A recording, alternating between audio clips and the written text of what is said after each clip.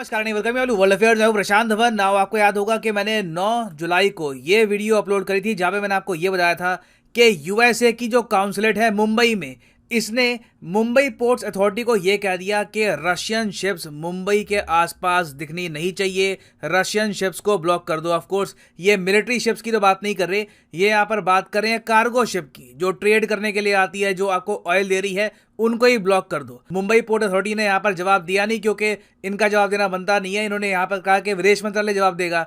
अब विदेश मंत्रालय ने फाइनली जवाब दिया है यूएसए को कि हम एक फ्री कंट्री है, India as a free country, हमारा सॉवरेन राइट है कि किसी भी ग्लोबल पार्टनर के साथ हम डील करें ना करें, तुम बिल्कुल नहीं हमको बताओगे कि मुंबई पोर्ट में रशिया की शिप आएगी या फिर नहीं आएगी। और इस सब के बीच में मुझे सबसे इंटरेस्टिंग बात यहाँ पर यह लगी कि इंडियन मीडिया तो खैर यूएस को यहाँ पर क्रिटिसाइज कर ही रहा है कि ये कौन सी इनकी नई नीति है जिसके अंडर ये अब इंडिया को ये कहेंगे कि हमारे देश में कौन सी शिप आएगी कौन सी शिप नहीं आएगी। ये सजेस्ट करना ही अजीब है, क्योंकि इंडिया कभी भी ऐसे किसी ऑर्डर को मानने वाला था नहीं। इवन मैं देख रहा था अमेरिकन जर्नलिस्ट भी जो ज्यादातर काफी प्रो यूएस रहते हैं, उनके सामने भी जब ये पूरी स्टोरी आई तब इनको बोलना पड़ा कि ये जो काम किया है यूएसए ने इंडिया को इस तरीके से ऑर्डर देना, ये अपने आप में एक सिली मूव है। It does not make any sense. इस टाइप के प्रेशर टैक्टिक्स भारत पे काम नहीं करने वाले। ऑलरेडी इन द पास्ट हम देख चुके हैं काम नहीं करे, अब क्यों काम करेंगे। मगर पूरा जो ये केस है मुंबई पोर्ट वाला, इसके पीछे ना सिर्फ यूएस, मैं कहूंगा इवन क्वाड कंट्रीज में बाकी जो देश हैं, इन सब की एक नर्वसनेस छुपी है, जिसके बारे में हम बात करेंगे इस वीडियो में। बहुत ही इंटरेस्टिंग वीडियो होगी। मगर आगे बढ़ने से पहले आपसे एक प्रश्न पूछूंगा। क्वेश्चन यहां पर यह है कि हाल ही में यूनाइटेड नेशंस ने करी है रिलीज वर्ल्ड पॉपुलेशन प्रोस्पेक्ट्स 2022 की रिपोर्ट।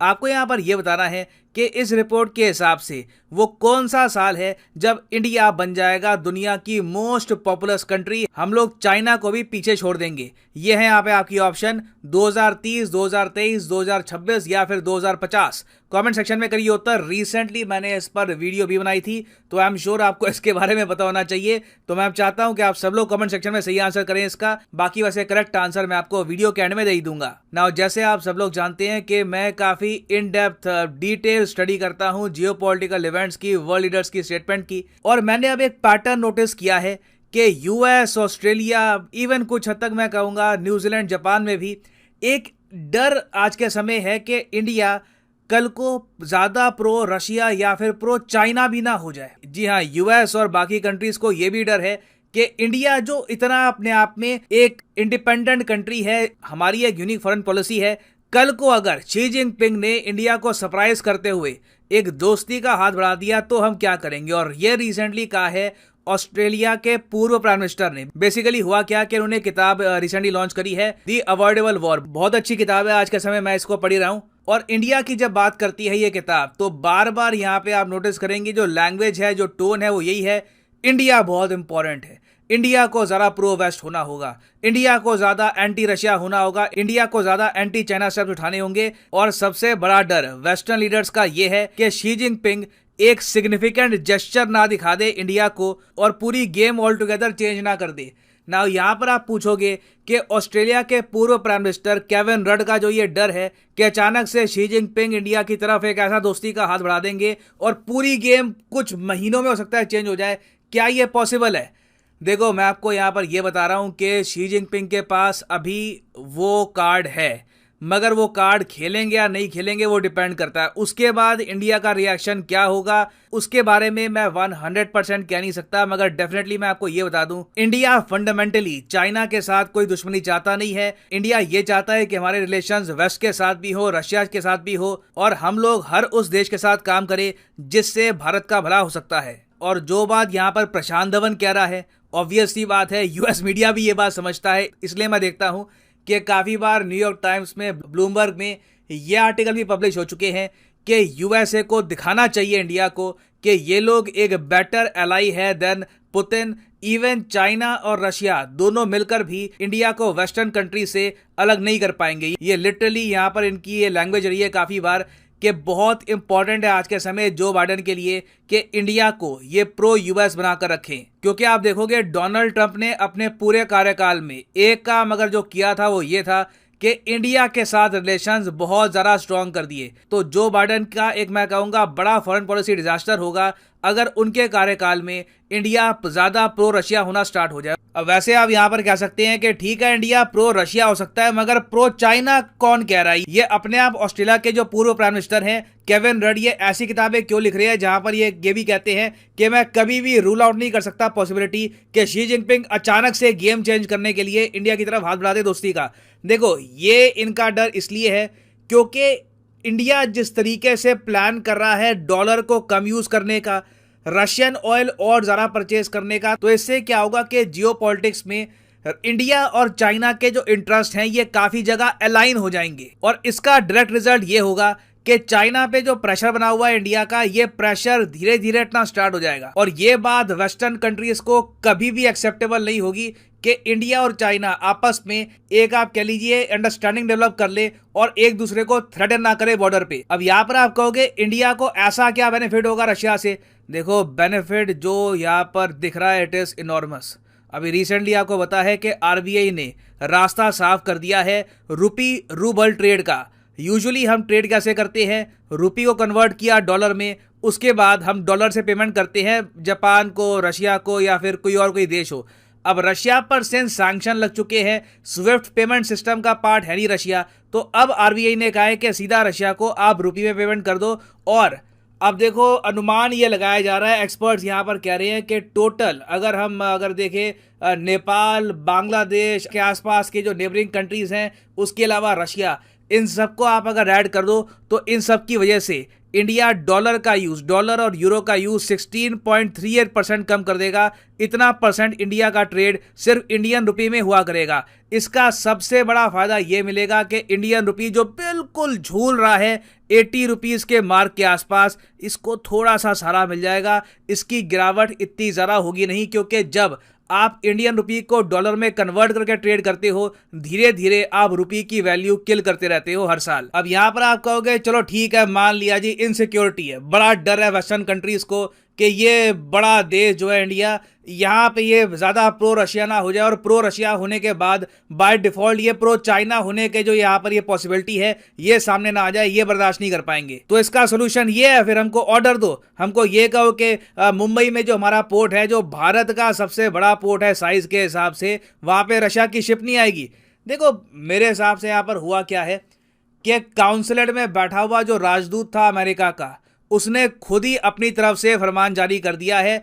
इसको ऐसा नहीं करना चाहिए था। मैंने अमेरिका की केंद्र सरकार का इन लोगों ने यहाँ पर यह कहा है कि देखो बिल्कुल हमारी तरफ से एक मैसेज गया था, मगर ये एक प्राइवेट मैसेज था। ये काउंसिलेट में जो वहां पे राजदूत बैठे थे उन्होंने अपनी तरफ से मैसेज लॉन्च कर दिया। यूएस गवर्नमेंट की कोई पॉलिसी नहीं है। बाइडेन ने बैठकर ये नहीं कहा था कि अपने काउंसिलेट को कि जाकर उनको बोलो कि मुंबई में रशिया की शिप रोके, ये अमेरिकन गवर्नमेंट की पॉलिसी नहीं है। तो यूएस बेसिकली यहाँ पर ब्लेम डाल रहा है काउंसिलेट पर कि इन्होंने ही प्राइवेटली अपना कुछ मैसेज भेज दिया होगा। यूएसए खुद ये नहीं कहेगा इंडिया को कि रशिया की शिप कौन सी आएगी कौन सी नहीं आएगी। ये ऑफ कोर्स अमेरिका का डोमेन नहीं है, अमेरिका को यहाँ पर कोई पावर नहीं है। अब यहाँ पे अगर आपका क्वेश्चन ये है कि ये कैसे हो सकता है कि किसी देश का कोई राजदूत डिप्लोमेट खुद ही बोल पड़े, होता है देखिए रशिया के इशू को लेकर कई लोगों ने खुद अपनी जो स्टेटमेंट्स है वो भी दी है, क्योंकि कई अमेरिकन बड़े भावुक हो जाते हैं रशिया के थ्रेट के इशू को लेकर। ना सिर्फ अमेरिकन, इवन यूरोपियंस, आपको याद होगा नेदरलैंड्स के एक एम्बेसडर थे टू द यूके, ये बिना बात पे इंडिया में बरस पड़े, ट्विटर पे बोलना स्टार्ट कर दिया कि इंडिया को रशिया के अगेंस्ट वोट करना चाहिए यूएन में। बाद में नेदरलैंड्स की सरकार के दबाव में आकर, अपनी ही सरकार के दबाव में आकर इन्होंने ये जो ट्वीट्स थी, एंटी इंडिया ट्वीट्स, ये डिलीट करी थी। तो नर्वसनेस देखिए यूएस में बहुत ज्यादा है, और नर्वसनेस बढ़ाने का एक बड़ा रीजन यहां पर यह भी है कि INSTC अब प्रॉपरली ऑपरेशनल हो चुका है। INSTC मतलब के international north south transport corridor, जिससे रशिया सुएज कैनाल का यूज किए बगैर सीधा ईरान के थ्रू भेज सकता है इंडिया को कार्गो। और रशिया ने रिसेंटली एक कार्गो भेजा भी है।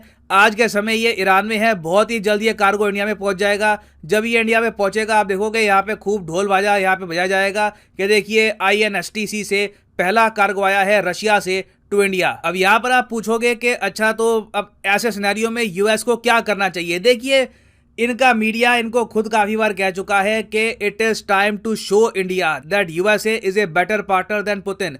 यूएस को कहीं ना कहीं मेरे हिसाब से खुद कहना चाहिए कि जी जो जीसीसी कंट्रीज हैं, जो सऊदी अरेबिया, यूएई, बाकी जो देश है, इराक, ये इंडिया को डिस्काउंटेड रेट पर ऑयल देंगे, क्योंकि इंडिया ऑयल के बनाता है पेट्रोलियम प्रोडक्ट्स जो एक्सपोर्ट होते हैं दुनिया भर में। तो ये यूएस कर सकता है, मगर क्या यूएस ने किया? नहीं किया। हम ये बात सुन रहे हैं कि यूएस इंडिया के लिए एक पैकेज निकालेगा डिफेंस आइटम्स के लिए।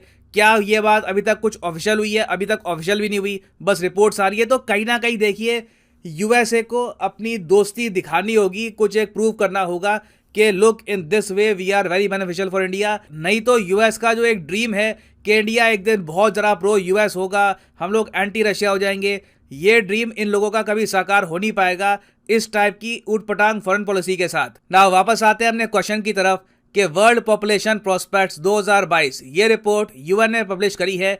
इस रिपोर्ट के हिसाब से वो कौन सा साल है जब इंडिया सरपास कर देगा चाइना को as the most populous country? तो सही उत्तर यहाँ पे है ऑप्शन बी, 2023। यहाँ पर आप देख पाओगे, द हिंदू का आर्टिकल है, India projected to surpass China as world's most populous country during 2023। और फाइनली यहाँ पर मैं ये भी ऐड कर दूं कि अनअकैडमी में जो यूपीएससी कॉम्बो कोर्सेज हैं, इनमें एक स्पेशल डिस्काउंट चल रहा है अभी के लिए। ये डिस्काउंट रिसेंटली स्टार्ट हुआ है और 15 जुलाई को खत्म हो जाएगा। यहाँ पे कमेंट सेक्शन में जाओ, पिंड कमेंट में आपको मिलेगा यहाँ पर ये लिंक, 2 लिंक यहाँ पे होंगे, किसी भी लिंक पे आप कर सकते हैं क्लिक, और यहाँ पे आप परचेज कर पाओगे अनअकैडमी का यूनिक कॉम्बो पैकेज, जिसके अंदर यूपीएससी प्रीलिम्स, मेंस और ऑप्शनल तीनों की तैयारी आप इकट्ठा कर पाओगे। आप अगर ये कोर्सेज अलग अलग परचेज करोगे तो आपको आराम से 10 से 15 हज़ार रुपये पे करने होंगे। तो कॉम्बो में यहाँ पे आपकी सेविंग होती है। उसके अलावा एडिशनल सेविंग आपकी यहाँ पर इसलिए होगी क्योंकि 15% का डिस्काउंट चल रहा है। उसके अलावा भी आपको 10% का यहाँ पे ऑफ और मिलता है अगर आप यूज करते हैं प्रोमो कोड PD10। प्राइसेस और ज्यादा यहाँ पर गिरने स्टार्ट हो जाएंगे अगर आप यूज करते हैं कोड PD10। जो 36 महीने का कोर्स है ये आपको पड़ेगा सिर्फ 2749 रुपीज पर मंथ का, और इसमें प्रीलिम्स, मेंस, ऑप्शनल तीनों ही कवर होते हैं। तो अगर आप एक कॉलेज स्टूडेंट हैं, आपके पास अभी टाइम है 2-3 साल का, तो you can buy the 36 month course, it will help you tremendously. So इसी नोट के साथ ये है वीडियो का अंत। Thank you for listening and as always God bless you all.